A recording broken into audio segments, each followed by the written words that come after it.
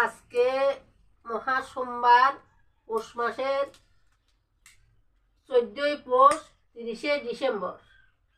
আজকে মহা সোমবার, পৌষ মাসের শেষ সোমবার এটা, এবং আজকে অমাবস্যা।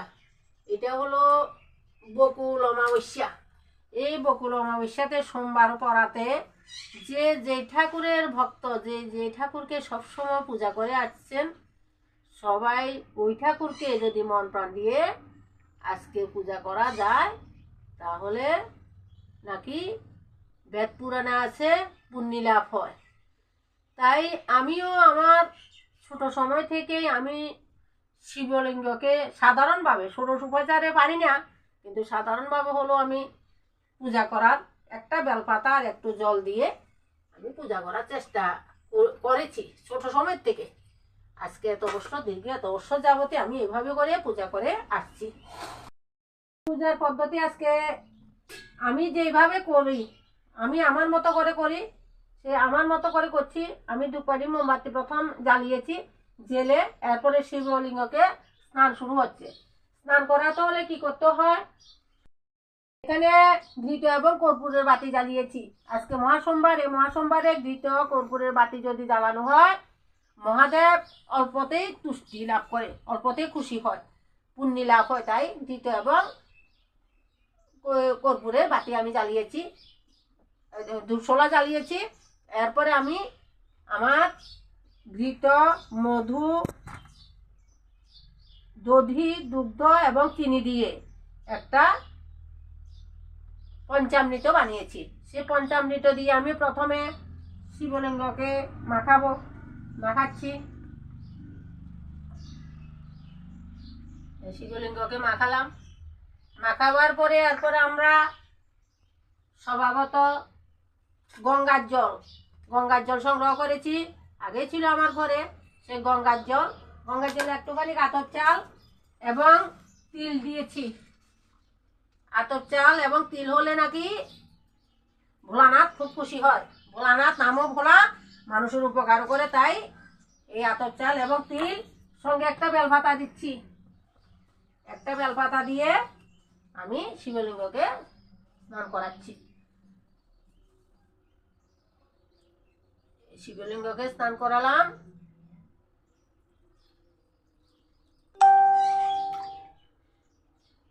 এরপর এবার শিবলিঙ্গকে ভালো করে মুছে নেব। এই শিবলিঙ্গকে মুছে নিলাম। মুছে নিয়ে শিবলিঙ্গর আসনে দিয়ে দিচ্ছি। এই হলো শিবলিঙ্গের আসন, এখানে শিবলিঙ্গ সবসময় থাকে। এবার শিবলিঙ্গকে কি করব, একটু কাঁচা দুধ দিয়ে শিবলিঙ্গকে এবার স্নান করাবো।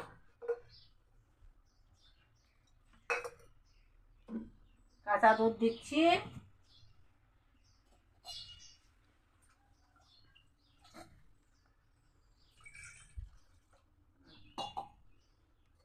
দুধ দিয়ে আবার একটা বেলপাতা দিয়ে, বেলপাতা হলে শিব খুশি হয়, তাই বেলপাতা একটা দিয়ে শিবলিঙ্গকে আবার শিবের মাথায় জল ঢালছি।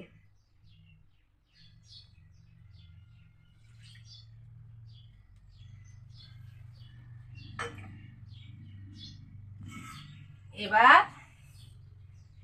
শিবকে চন্দন দিয়ে শিবকে সাজিয়ে দিচ্ছি।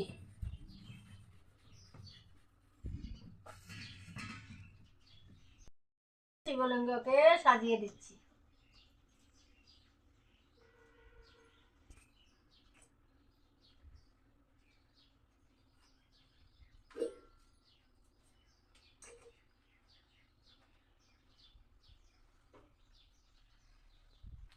এরপর এবার কি করব, এবার যাদের বাড়িতে বেলপাতা বেশি নেই, তারা শুধু একটা বেলপাতা দিয়েই শিবকে চন্দন মাখিয়ে নিচের তেলতেলে জায়গাটা নিচের দিকে দেবেন, আর খসখসে জায়গাটা উপরের দিকে দিয়ে শিবকে পুজো করবেন, শিবের মাথায় দেবেন। আমার বাড়িতে অনেক বেলপাতা সুবিধা আছে, তাই জন্য আমি 7টি বেলপাতায় দিচ্ছি। একটি একটি করে 7টি বেলপাতা দিচ্ছি। কিন্তু বেলপাতা দেওয়ার সময় বলতে হবে এসো সচন্দন বিল্বপত্রায় শিবায় নমঃ। এসো সচন্দন বিল্বপত্রায় শিবায় নমঃ বলছি, বলে বেলপাতাগুলি দিচ্ছি শিবের মাথায়। 7টি দিচ্ছি একে একে করে। এসো সচন্দন বিল্বপত্রায় নমঃ শিবায় নমঃ।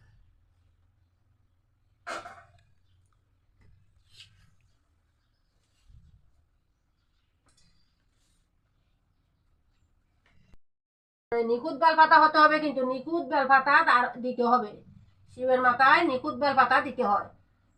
প্রয়োজন একটা যেন অসুবিধা নেই, কিন্তু নিখুঁত দিতে হবে।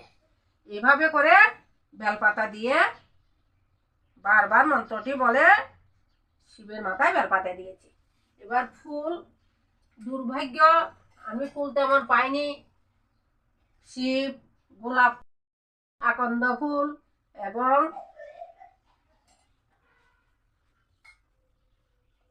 নীলকণ্ঠ ফুলে খুশি হয়, তাই দিয়ে কোনো রকম শিবকে পূজা করব। ফুলগুলি আগেই ধুয়ে রেখেছি। পুষ্পায় শিবায় নমঃ। এসো সচন্দন পুষ্পায় শিবায় নমঃ। এসো সচন্দন পুষ্পায় শিবায় নমঃ। এভাবে বলে বারবার ফুলগুলি দিয়েছি। গোলাপ ফুল, নীলকণ্ঠ ফুল দিয়ে তারপর দিয়েছি। এগুলি পেয়েছি, আমার যতটুকু ভাগ্যে ছিল আমি ততটুকু পেয়েছি। একটা নীলকণ্ঠ ফুল আমার জন্য ভোলানাথ রেখেছে, তাই দিয়েছি। দেওয়ার পর এবার প্রসাদ দেব। প্রসাদ কি দেব?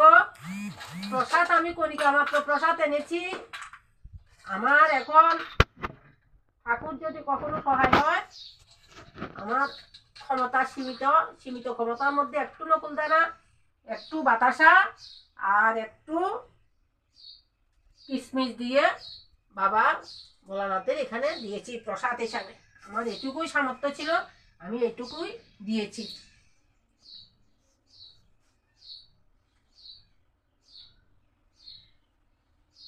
এবার শিবকে প্রণাম করতে হবে।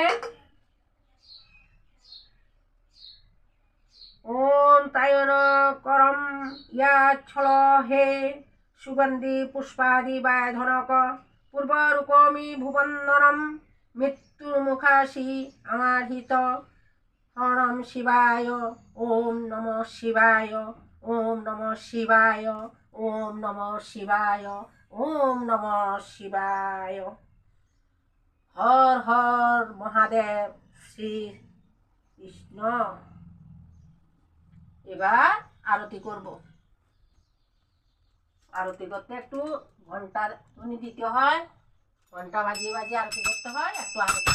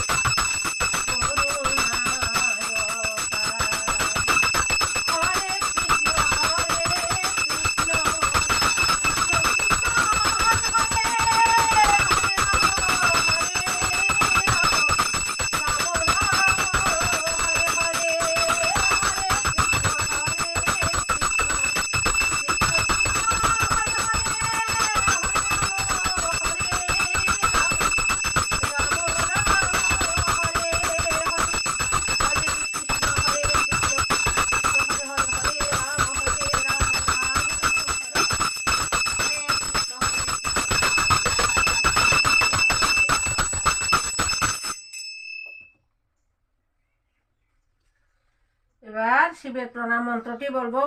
ওম নম শিবায় শান্তায় নিবেদয়ামি ত্বং তং গতি পরমেশ্বর। হর হর মহাদেব। শ্রীকৃষ্ণ।